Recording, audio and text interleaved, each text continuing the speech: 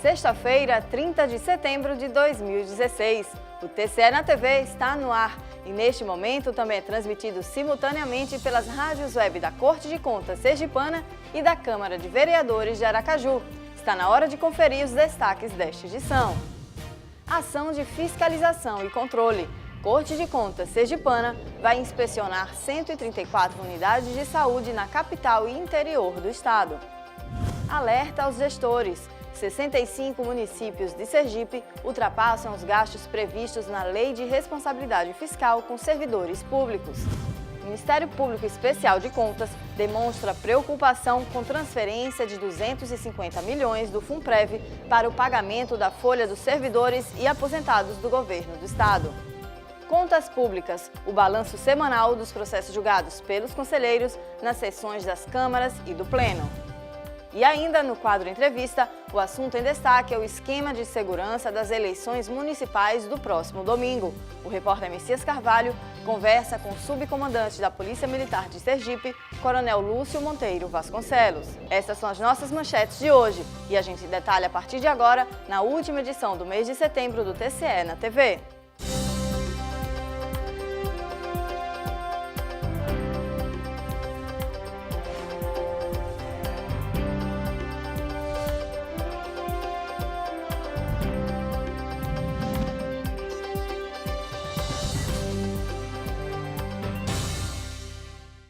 Olá! O Tribunal de Contas do Estado, através da sua Diretoria de Controle Externo de Obras e Serviços, vai inspecionar mais de 100 unidades públicas de saúde na capital e interior de Sergipe. O objetivo da ação é verificar as condições oferecidas à população e também aos profissionais que atuam no atendimento. Confira os detalhes na reportagem de Tamires France e Mica Neto. 30% das unidades básicas de saúde em Sergipe serão inspecionadas pelo Tribunal de Contas do Estado por meio da Diretoria de Controle Externo de Obras e Serviços. Nós temos uma equipe percorrendo os municípios, olhando a atenção básica de saúde. Isso é oferta de consultas, de exames, de medicamentos, a presença dos profissionais, as equipes, enfim, toda a estrutura da atenção básica de saúde. Paralelamente a esta ação, a nossa equipe de engenharia vai olhar a estrutura física dessas unidades básicas de saúde, porque são engenheiros. Então, daí já vem um critério de escolha dessas unidades básicas de saúde. Nós tínhamos a meta de 2016 auditarmos 30% dessas unidades. A gente adaptou essa quantidade para quê? Para que os engenheiros deem uma maior atenção às unidades básicas de saúde que a equipe de auditoria operacional está auditando. Então, a informação da auditoria operacional sairá mais completa, porque além da gestão da atenção básica de saúde, ele vai ter informação sobre a estrutura física onde essa gestão ocorre. A auditoria foi aprovada em sessão plenária na semana passada. Na ocasião, o conselheiro-presidente Clóvis Barbosa informou que a diretoria extraiu do Cadastro Nacional de Estabelecimentos de Saúde uma lista relacionando 438 unidades. A meta é inspecionar 134 desses estabelecimentos. Esta auditoria, no momento, está atingindo os municípios hoje, mais ou menos ali do Vale do Cotinguiba. Mas a grande realidade é que isso é só o começo, só uma etapa da auditoria. Os 75 municípios serão auditados sob a atenção básica de saúde. De acordo com o diretor de controle externo, Adir Machado, a Coordenadoria de Engenharia já criou um plano básico de inspeções, no qual foram distribuídas 88 inspeções. Já passei um primeiro relatório para o presidente apresentará aos conselheiros um apanhado do primeiro semestre, ou seja, e a gente vai também colher sugestões das coordenadorias de como apresentar melhor, que é um resumo. O número de ações, graças a Deus, foi muito bom, muito grande. A gente tem um resumo, um apanhado. Já fizemos isso com resíduos sólidos e, enfim, a forma de colocar para o público essa informação, de maneira que o público também leia fácil, compreenda, entenda fácil que o tribunal detectou Isso tudo está sendo construído internamente para quê? Para que em dezembro a gente publique um resultado geral daquilo que foi produzido no ano e a sociedade possa compreender. O que se quer saber é porque, em algumas localidades, existem médicos atendendo pacientes ao ar livre, debaixo de árvores, por exemplo, como foi noticiado recentemente pela imprensa sergipana. Apesar de louvável a disposição de um médico de atender embaixo de uma árvore, o fato é que isto não é admissível.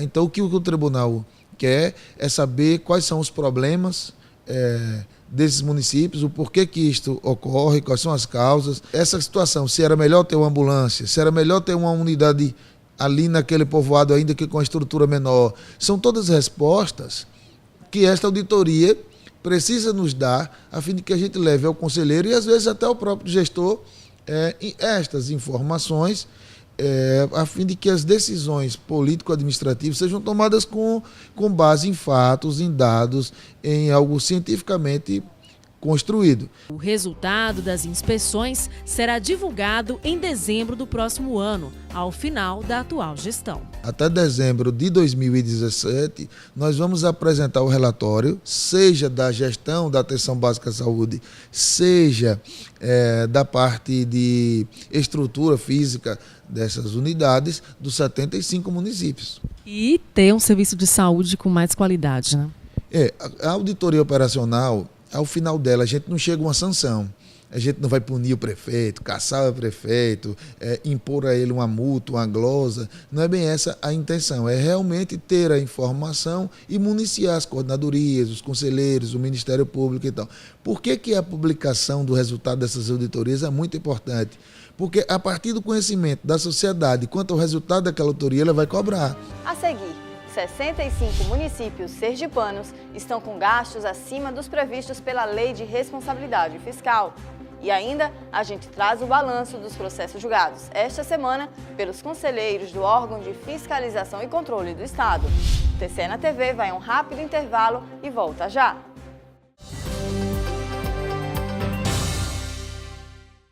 Febre alta, dor nos olhos, dores e manchas pelo corpo? Cuidado, você pode estar com dengue. Ao serem observados os primeiros sintomas da doença, procure orientação médica. Não perca tempo. A forma mais grave pode matar. E lembre-se, o combate à doença começa com a prevenção.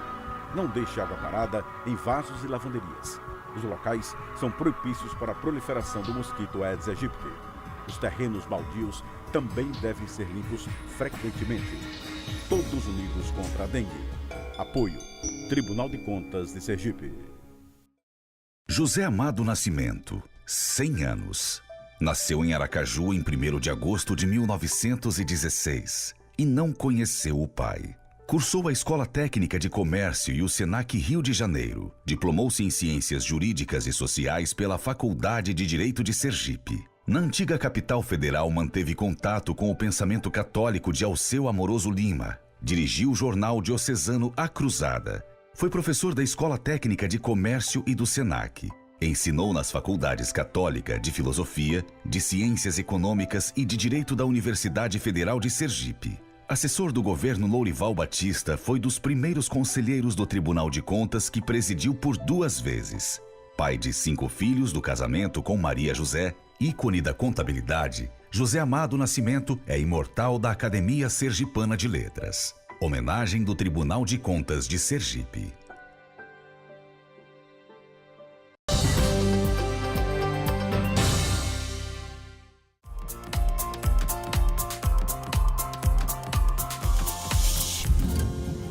O presidente do Tribunal de Contas do Estado de Sergipe, Clóvis Barbosa, informou na penúltima sessão plenária que a maioria dos municípios sergipanos ultrapassou o limite estabelecido pela Lei de Responsabilidade Fiscal e estão em situação crítica. Vão precisar se adequar à lei. O procurador-geral do Ministério Público de Contas demonstra preocupação com transferência de recursos do FUNPREV. Ele questionou a autorização dada pelo Legislativo para que o governo de Sergipe retire até 250 milhões do FUNPREV para garantir o pagamento de beneficiários da Previdência vinculados ao FINAPREV, que é outro fundo mais antigo e deficitário. Segundo o procurador, não se pode corrigir um problema criando um outro. A assistente social do Hemose, Sandra Pantaleão, esteve no auditório do TCE para estimular os servidores da casa à doação de medula óssea. O cadastro de medula é um procedimento muito simples. A pessoa deixa os seus dados pessoais num banco, que é o Redome, é um banco nacional gerenciado pelo Instituto Nacional do Câncer, faz uma pequena amostra de sangue para um exame de DNA, o exame de histocompatibilidade, e fica aguardando até os seus 60 anos a possibilidade da doação. Antes de realizar o procedimento, a pessoa passa por uma bateria de exames, uma avaliação clínica, uma avaliação sorológica. A pessoa tem que estar em plenas condições de saúde na ocasião da doação. E aí só então a equipe médica vai decidir qual o procedimento. Em todo o mundo existem 26 milhões de pessoas disponíveis para doação. Pessoas que têm doenças que comprometem a produção de células precisam desse gesto que pode salvar vidas. Não basta os recursos, o Estado providenciar tudo que precisa de estrutura, de recursos humanos para fazer a coleta, captação e distribuição de sangue. É importante que a comunidade se coloque à disposição, seja solidária e contribua com essa política. Nós somos um hemocentro que atende todos os hospitais do Estado, todos os usuários do SUS, e se a população não se inserir, a gente não vai ter como alcançar o nosso objetivo. Alguns servidores que assistiram à explicação fizeram o cadastro e logo entrarão para o banco de doadores. E chegou a hora do TCE na TV divulgar o balanço dos últimos processos julgados pelos conselheiros no mês de setembro, durante as sessões das câmaras e do Pleno. Confira! Foram julgados 21 processos na sessão da primeira Câmara, realizada nesta semana. Atos de admissão de pessoal, pensão previdenciária, reclamação trabalhista, aposentadorias, transferência para reserva remunerada foram os assuntos tratados. Na sessão da segunda Câmara, foram julgados 37 processos, dentre relatório de inspeção, aposentadorias, autos de infração e pensões previdenciárias. No Pleno, foram 14 processos e 7 protocolos julgados pelo colegiado. Na pauta, contas anuais, denúncias, consulta e recursos. Todos os votos foram aprovados por unanimidade pelo colegiado e, em alguns casos, ainda cabe recurso junto ao TCE. Para saber mais detalhes dos julgamentos, acesse www.tce.se.gov.br e clique no portal de serviços. Em instantes, no quadro Entrevista, vamos falar sobre o esquema de segurança da Polícia Militar para o pleito do próximo domingo no estado. Não sai daí, TCE na TV volta já!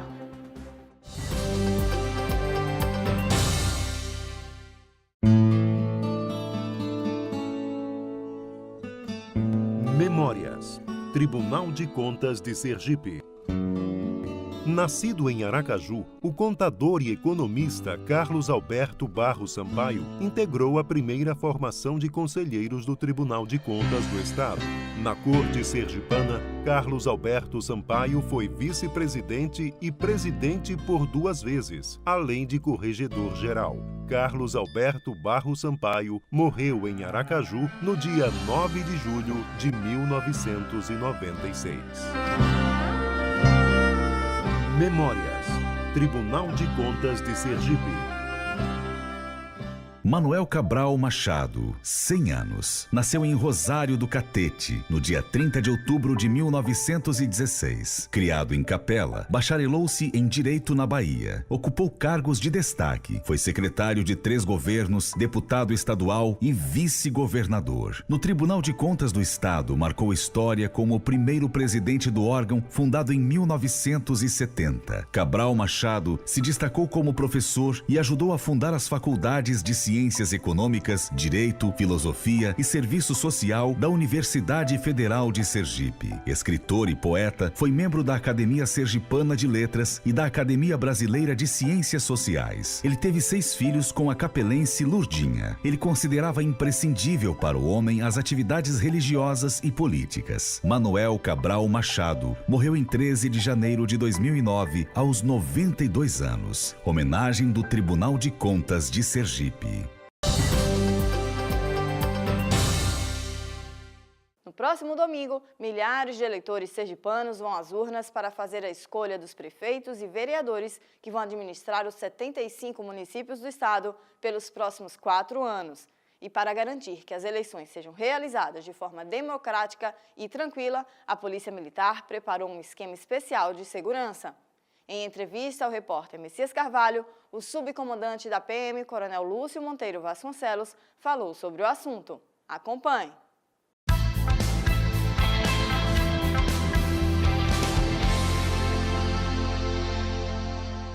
A eleição praticamente já chegou, né? Aqui no programa a gente conversa com aquele que é o coordenador geral das eleições, em se falando de segurança pública, o que é também subcomandante da Polícia Militar, Coronel Lúcio. Coronel, bom dia. Bom dia, Vicente. Coronel, qual a estrutura montada pela Polícia, pela Secretaria de Segurança Pública, pela Polícia Militar, o senhor que tem coordenado isso, qual o esquema que vai funcionar no domingo da eleição? Veja, nós montamos um esquema em que nós vamos empregar no total 3.094 policiais.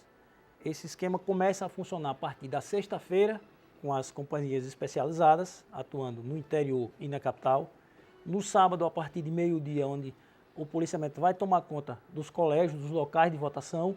E no domingo em si, que é o dia onde o reforço vai estar todo em peso, empregado em todos os 75 municípios do nosso estado, reforçando o policiamento ordinário com o policiamento especializado especificamente para trabalhar na eleição. Qual a estrutura que vocês estarão utilizando na capital e em todo o interior do estado? Isso, nós estaremos utilizando todos os meios que nós temos disponível, em todas as especializadas, como batalhão de choque, COI, PEPAC, GAT, rádio patrulha.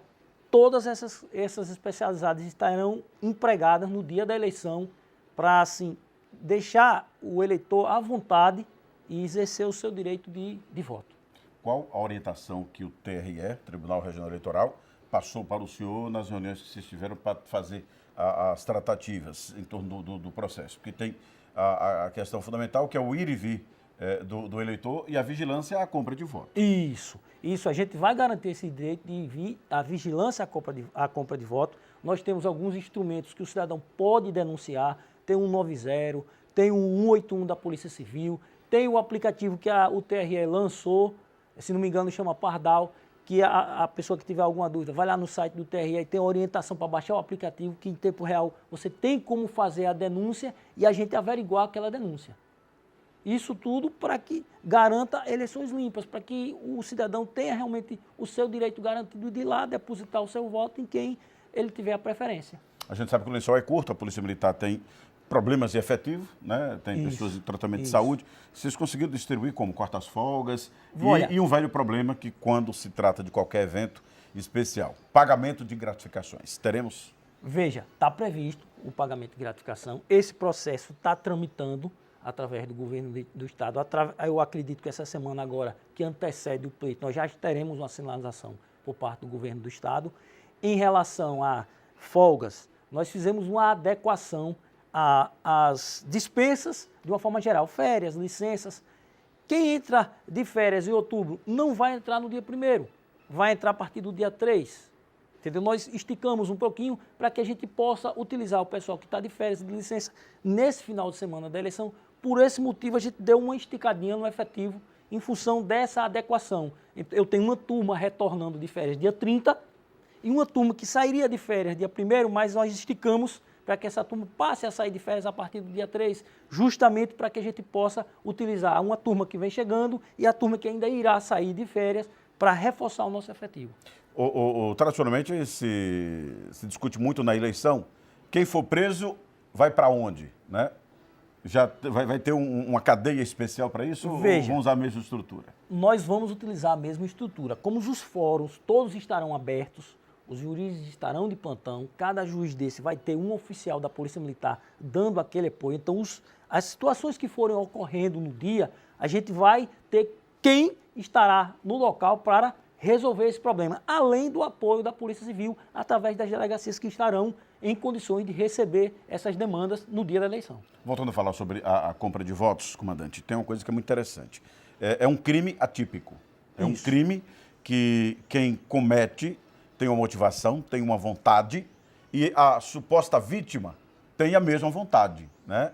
Um quer comprar, o outro quer vender. É um crime diferenciado. Isso, né? isso. Como é que vocês vão fazer? Porque não é raro, na madrugada do dia da eleição, as pessoas ficarem nas portas, nas frestas, esperando o candidato passar para vender o voto. Qual a orientação macro para essa questão? É importante que denuncie, porque a Polícia Militar, assim como a Polícia Civil, vai estar agindo, vai estar trabalhando. Mas é um crime que a gente precisa do flagrante. A gente precisa estar pegando na hora quem está comprando e quem está vendendo.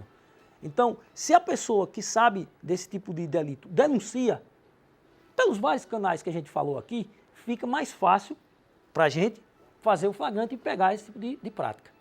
Vocês têm uma orientação especial do TRE para essa questão? Temos sim, além das equipes que vão estar trabalhando no serviço reservado. Não só da Polícia Militar, mas especificamente da Polícia Civil, que vai estar trabalhando, investigando essa situação. Então teremos um agrupamento,